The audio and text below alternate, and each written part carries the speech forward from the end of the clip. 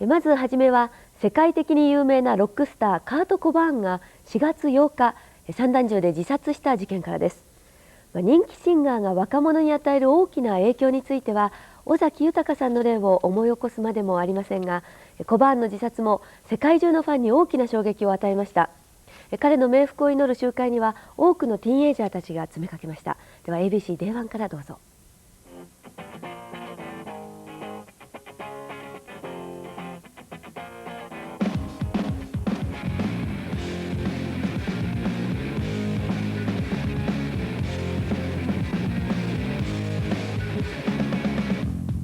Medical examiner has just arrived. He spoke briefly with reporters before going into the upstairs apartment where the body was found.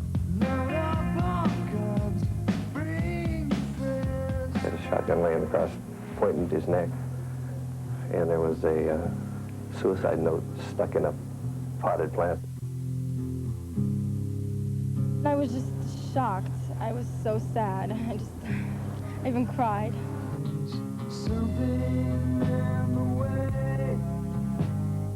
People who were fans, people in their 20s or younger, it hit like a ton of bricks. You know, this person was very important to them.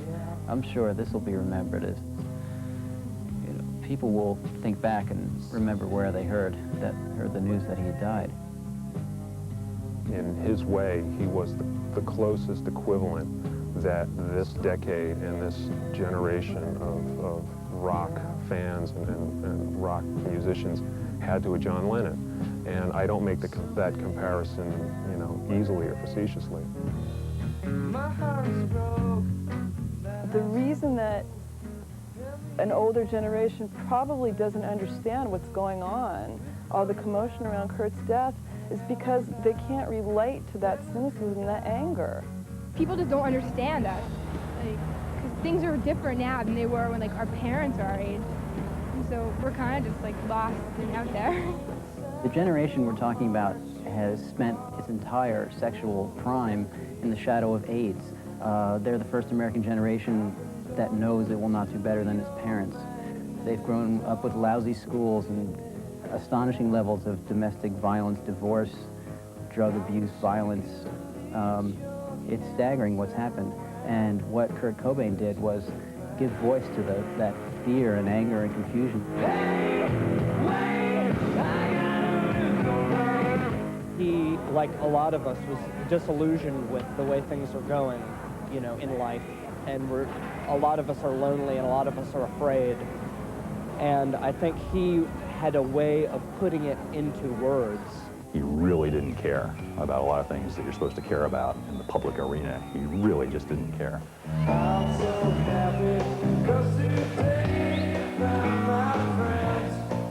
You didn't have to wear a certain kind of clothing to go on stage. You didn't have to have your hair a certain way and have it styled. You could just do what you want. You could be who you were and go on stage and relate to the audience as that. They're people, I'm people. You could be up here instead of me.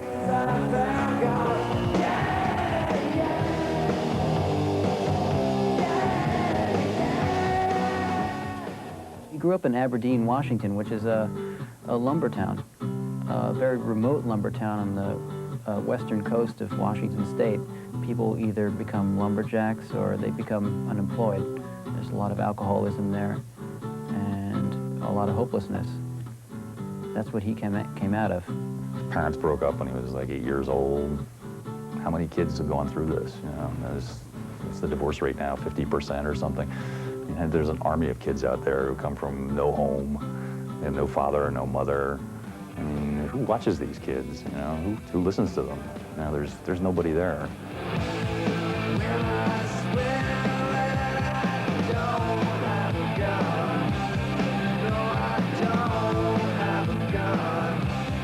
Kurt Cobain stood up and said, yeah, you know, you're not happy, I'm not happy, we're all not happy. And I guess that's where the bond was. Although the lyrics seemed downbeat and dark, the music had a different message. It was often uplifting and transcendent, and it acknowledged your pain and then took you to another higher level.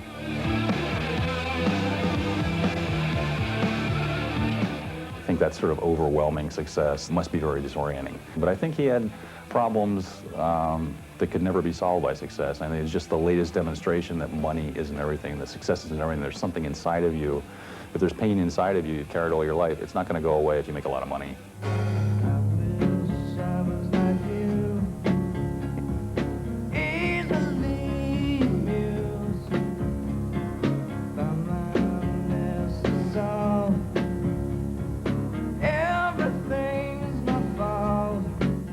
Sang in a way that he seemed to be exercising some sort of pain, you might say, if you watched him.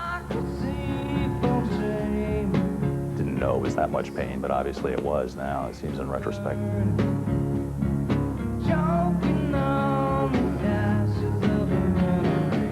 Courtney Love, his wife, said in this letter she taped and had played for people at his memorial service 2 days after he died, he was an idiot for doing this.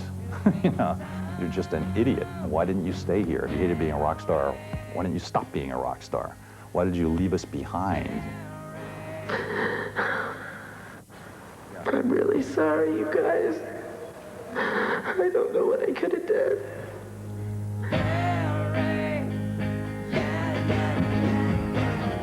The scene at the vigil was somewhere between a funeral and a rock concert. It was the oddest feeling. You had people massed in front of a stage, all crowded together, all feeling one feeling very intensely together, and yet it wasn't the uplifting feeling that you get with good rock and roll. It was a desperate feeling of grief. I don't think anybody's ever going to be able to take that place. I know nobody's ever going to be able to take that place. Somebody like Kurt Cobain doesn't happen every day, and that's why he was so great.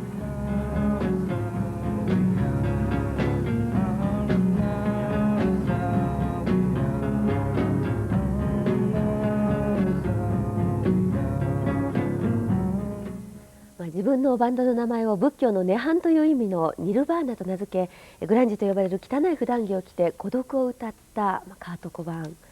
現在アメリカでは高校3年生のおよそ半数が麻薬を経験し、大人の理解できない若者の自殺が相次いでいます。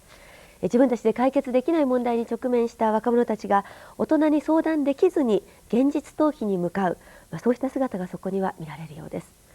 カート・コバーンはそんな若者の代弁者であり、そんな若者自身だったということかもしれません。